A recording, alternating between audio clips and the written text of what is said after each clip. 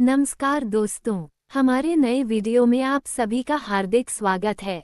दोस्तों, आज हम बात करेंगे बकुल भाई की, जो कई उलझनों और रातों की नींद हराम करने वाली परेशानियों से तंग आ चुके थे। पहले उनकी नौकरी चली गई और फिर घर की आर्थिक स्थिति एकदम कमजोर हो गई थी। सूखे में अधिक मांस की तरह जिंदगी रोज एक नई मुसीबत लेकर आती थी।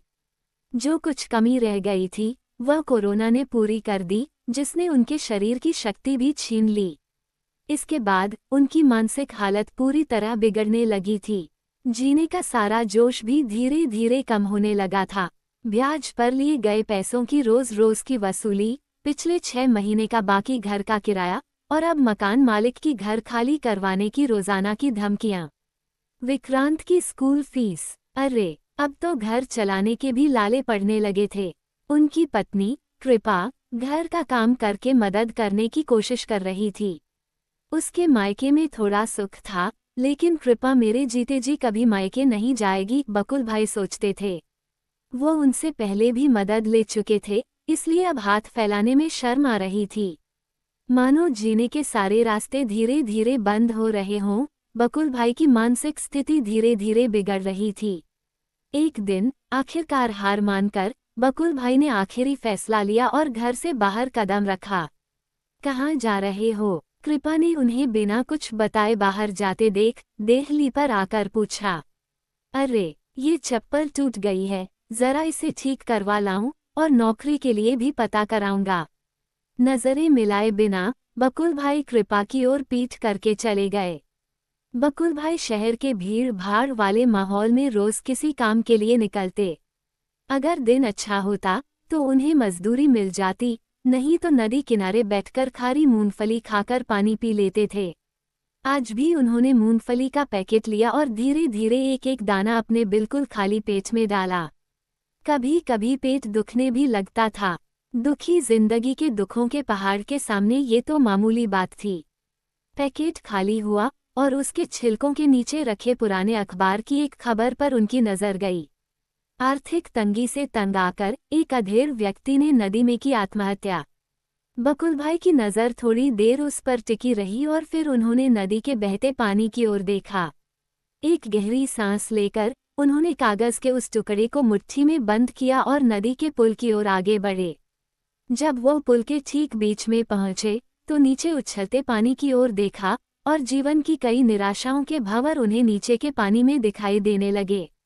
ये भंवर ही मेरी सारी समस्याओं का अंत है। मैं हार गया हूँ, अब और नहीं जिया जाएगा। हृदय का विलाप और अनियंत्रित बहते आंसू बकुल भाई की जीने की इच्छा को धुंधला बना रहे थे।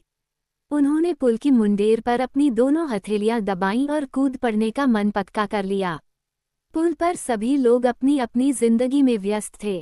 उन्होंने आंखें मींची और भीतर से एक गहरा विलाप उठा। मन ही मन भगवान से माफी मांगी। हाथ में मुड़ी हुई कागज की गेंद के भीतर उन्हें ये भी दिखाई दिया कि कल उनकी तस्वीर छपेगी। आखिरी बार विक्रांत और कृपा का चेहरा आंखों के सामने आया। जहां मन ही हार गया हो, वहां आशा की किरणें भी अंधकार में लगती हैं।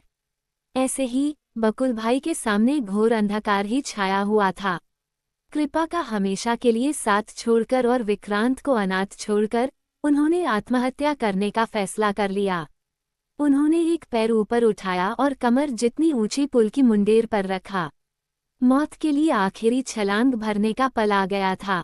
तभी एक छोटा लड़का अचानक बकुल भाई के पास आया और बोला, अंकल, आपकी चप्पल टूट गई है, लाइए ठीक कर दूं।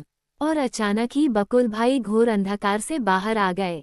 उन्होंने पैर नीचे किया। सामने विक्रांत जितने ही लड़के को खड़ा देखकर वह रो पड़े। आप क्यों रो रहे हैं अंकल? मेरे पास पैसे नहीं हैं, बकुल भाई सिर्फ इतना ही बोल पाए और सिसकियां भरने लगे। अरे, इसमें क्या है, पैसे बाद में दे देना, पर ऐसे टूटी हुई चप्पल थोड़ी पहनी जाती है। लाइए लाइए, उसके शब्दों में ताजगी थी। पर तुम मुझे कहाँ जानते हो और तुम्हारे पैसे मैं तुम्हें कब दूंगा ये भी पता नहीं। बकुल भाई उससे बात करके थोड़े शांत हुए। अरे अंकल, आप टेंशन बहुत लेते हैं। मेरी फीस कोई लाखों में थोड़ी है कि आप नहीं देंगे तो मैं मर जाऊंगा। आपकी यह चप्पल ठीक रहेगी तो आप मुझे याद तो करेंगे ना? बस उतना ही काफी है। लीजिए ये पुरानी चप्पल, पहनिए और अपनी चप्पल लाइए। उसने एक टूटी हुई चप्पल बकुल भाई को दी और जबरदस्ती उनके पैर की चप्पल लेकर अपने काम में लग गया। बकुल भाई वहीं उसके पास बैठ गए। वह अच्छे से काम कर रहा था। बकुल भाई कुछ सेकंड पहले के अतीत में गए और उन्हें एहसास हुआ कि वह असल में क्या करने जा रहे थे। अब विक्रांत और कृपा का चेहरा भी साफ दिखने लगा था। वो इस लड़के की वजह से ही आत्महत्या के रास्ते से वापस लौटे थे। थोड़ी देर में ही उसने अपना काम पूरा कर लिया। लीजिए अंकल, आपकी चप्पल। अब 2 साल तक इस चप्पल को कुछ हो तो मुझे बताइएगा। उसने बकुल भाई की चप्पल को ही नहीं बल्कि उनकी जिंदगी को भी ठीक कर दिया था। वाह, तुमने बहुत अच्छा किया है। अब बताओ कितने हुए? बकुल भाई ने उसकी चमकती आंखों में देखकर पूछा। अंकल, आपके पास पैसे ही नहीं हैं तो मुझे क्या देंगे? उसके शब्दों में मिठास के साथ सच्चाई भी गूंज रही थी।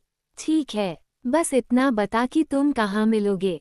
मैं इस पुल के सामने वाले छोर पर बैठता हूँ। उसने सहजता से जवाब दिया। ठीक है, तो इस पुल पर फिर मिलने पर कितने देने होंगे ये तो बता दो। बकुल भाई अब पूरी तरह स्वस्थ थे। वह थोड़ी देर तक बकुल भाई की आंखों में रहस्यमय नजरों से देखता रहा और फिर बोला, अंकल, एक बात कहूँ, कुछ भी हो जाए पर इस तरह इस पुल पर दूसरी बार मत आना। मुझे बस इतना ही चाहिए। बकुल भाई उसके शब्दों और उसकी आंखों की भाषा समझ चुके थे और एकदम निःशब्द होकर उसकी ओर ताकते रहे। वह अपनी उम्र से कहीं ज्यादा समझदार था। वह खड़ा हुआ और अपनी चीजें अपने थैले में फिर से रखने लगा। बकुल भाई ने अपने पैर में पहनी हुई पहली टूटी हुई चप्पल उसे वापस दी और पूछा, तुम इतनी अच्छी चप्पलें ठीक करते हो तो इस पुरानी चप्पल को क्यों नहीं ठीक कर देते? यह मेरे पापा की यादगार है। इतना कहते ही उसकी आंखों में आंसू आ गए और उसने मुंह फेर लिया। क्यों?